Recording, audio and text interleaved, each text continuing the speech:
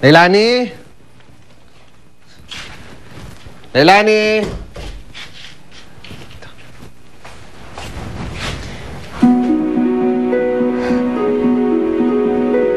Charity. Diyos ko, anak. Anak. Nagbalik ka na, anak. Charity, patawarin mo ko, ha? Patawarin mo ko. Sorry na pinalayas kita dati. Sorry na sinigawan kita. Sinaktan kita. Sorry na. Hindi ko sinasadya yun. Huwag mo na gagawin ulit yan. Huwag mo na akong iiwan ulit, ha? Siya po ba yung nanay ko? Oo. Hindi niya ako maalala? Leilani, marami siyang di naaalala. May amnesia ata siya.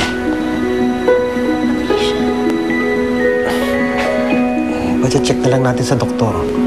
Ang mahalaga, bumalik siya. Buhay siya. Di ba yun ang mahalaga?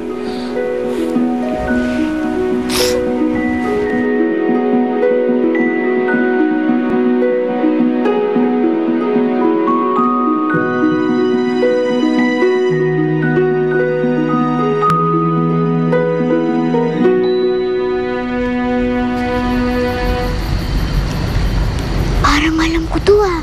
Ito yung bahay ni Michael. Ito yung bahay niya. Thank you. Inay. Inay.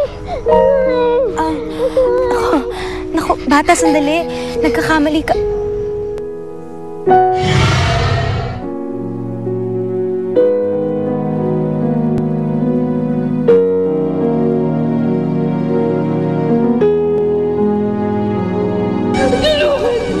Tulungan mo ako, yung anak ko. Yung anak ko. Tulungan mo naman ako. Mukha ka. Pero, imposible. Hindi ako nanay mo. Hindi po ako nagkakamali. Kayo po talaga ang nanay ko.